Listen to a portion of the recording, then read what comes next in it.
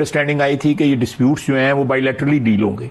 अब ये मल्टीलैटरली या इंटरनेशनली जो है डील हो सकते हैं। शिमला माहदे के अंदर जो एलओसी उसका किया था, शिमला माहदा जो है IWT जो है इंडस वाटर ट्रीटी जो है वो कल अदम हुई या नहीं हुई, कम से कम शिमला माहदा जो है फर्क हो गया। It's a dead document now. बिल्कुल। तो आपकी जो सीज फायर लाइन की हैसियत और एलओसी की हैसियत वो आपको दोबारा से बैठ के डिस्कस करनी है। बिल्कुल कि सिंध तास मुआहिदा जो भारत की जानिब से जो है उससे विड्रॉ किया गया या सस्पेंड कर दिया गया, तो पाकिस्तान ने वाज़ेह तौर पे जो है वो ऐलान कर दिया है कि जनाब हम भी जो है वो शिमला मुआहिदा जो पाकिस्तान और भारत के दरमियान हुआ था उससे जो है हम उसे ख़त्म तस्वुर कर रहे हैं। वज़ीर दिफा ख्वाजा आसिफ साहब ने इसी मुतालिक एक बयान दिया है। वो समझते हैं कि शिमला मुआहिदा ये जो कॉन्फ्लिक्ट और खासकर भारत की तरफ से जारहियत हुई है उसके बाद अपनी कदर वक़्त खो चुका है। शिमला मुआहिदा जो है वो अपनी सैंक्टिटी खो चुका है, अपनी वक़्त खो चुका है, और उन्होंने ये भी कहा कि शिमला मुआहिदा में खत्म कर दिया। लेकिन अच्छा ये क्लैरिफिकेशन आ चुकी है कि इन राइटिंग अभी हमने कोई ऐसा फैसला नहीं किया। अगर ये इरादा है तो फिर शायद इंडिया को कोई मैसेजिंग करने की कोशिश की जा रही है, लेकिन मुझे नहीं लगता कि पाकिस्तान जिसका पूरी इस जंग में एक माहौल, इस पूरे माहौल में एक अमन का पैगाम था, वो ये कोशिश करेगा कि अगर ये हम शिमला मुआहिदा खत्म कर दे तो हम सीज फायर लाइन को और पीछे लेके जाने की कोशिश करें,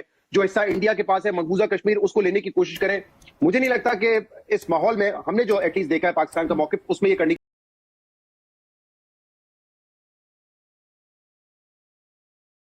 की कोशिश करेगा। भारत की जानिब से सिंध तास मुआहिदा यकतरफा तौर पर मुअत्तल किया जा रहा है। ख्वाजा आसिफ का अब ये जो शिमला मुआहिदे के हवाले से बयान है, क्या कहेंगे आप इस पे? अब पाकिस्तान ने एक मुआहिदा खत्म किया है, अगर भारत की जानिब से एक मुआहिदा खत्म हुआ है तो हम भी तो यकतरफा तौर पर मुआहिदा खत्म कर रहे हैं। ये और ज्यादा खतरनाक होगा। इंडिया जो है वो कोशिश करेगा अपनी अवाम के सामने मुद्दी उसको फेस सेविंग मिले, वो पाकिस्तान पे दोबारा हमला भी कर सकता है, पाकिस्तान के साथ दोबारा शरारत भी कर सकता है, और सबसे बड़ी शरारत उसने हमारा पानी रोकने का ऐलान करके कर दिया है। अगर ये तब्दील हो भी जाए, शिमला मुआहिदा खत्म भी हो जाए, तब भी पाकिस्तान का स्टैंड तो यही रहेगा ना, या बदल जाएगा? नहीं, मेरा ख्याल है मैं अपनी बात सही तरह एक्सप्लेन नहीं कर सका। शिमला मुआहिदा जो है वो इंडिया ने from A position of advantage किया था कि अगर सिंध तास मुआहिदा जो है उसके साथ अगर कोई इस किस्म की बातचीत छेड़छाड़ हो सकती है तो हम उसकी छेड़छाड़ वो भी कर सकते हैं। और इंडिया ने ना सिर्फ जंग हारी है, बल्कि मैं समझता हूँ कि कश्मीर के ऊपर जो भी उन्होंने कोई अच्छा बुरा जो भी एक स्टैंड लिया हुआ था, या शिमला मुआहिदे की सूरत में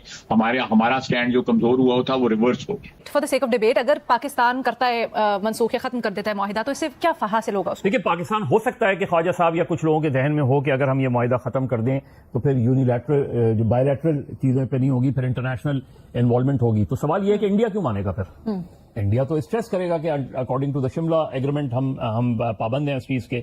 इसलिए कह रहा है कि ये है पाकिस्तान जो के अमन की बात करता है, जो इत्तेहाद की बात करता है, जो खित्ते में कशीदगी कम करने की बात करता है, ये है वो पाकिस्तान, और इसका ये है वजीर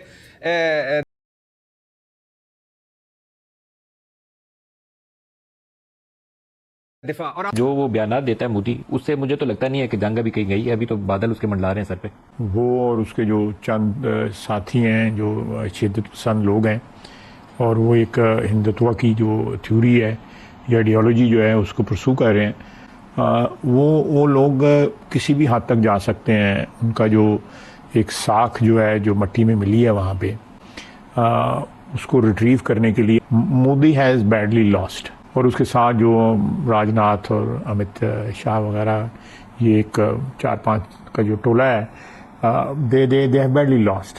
तो ये पाकिस्तान के लिए बड़ा एक ऐसा मौका है कि हम किसी किस्म के रिस्क जो हैं वो हमें अवॉइड करने चाहिए। मैं जंग की बात कर रहा हूँ, कन्फ्रंटेशन की। जो है हमें सूट करता है, हमारी आवाम को सूट करता है, लेकिन अगर ठोंसी गई हमारे ऊपर दोबारा, जिस तरह लास्ट टाइम भी तो हमारे पे इम्पोज की गई है अब जंग जो है, तो जिस तरह हमने जवाब दिया है उससे भी ज़्यादा करारा जवाब देंगे इंशाल्लाह। हमने शिमला के बाद से वो एक रट सुनते थे जो बायलैटरल, तो सीज फायर वहां से मैंने कल भी कहा, अगर कर दिया उसको। कल भी मैं मीडिया में कहा है कि बल्कि सीज फायर कंट्रोल लाइन खत्म हो गई है, वापस सीज फायर लाइन चली गई है। ये मैं दोबारा आपसे सुनना चाहूंगा, बड़ी इंपॉर्टेंट स्टेटमेंट। ये कंट्रोल लाइन जो है उससे अब ये सीज फायर लाइन चली गई है, जो 1948 में जो डिक्लेयर यूनाइटेड नेशंस ने इसको सीज फायर लाइन किया था। तो ये भी अंडरस्टैंडिंग आई थी कि ये डिस्प्यूट्स जो हैं वो बायलैटरली डील होंगे।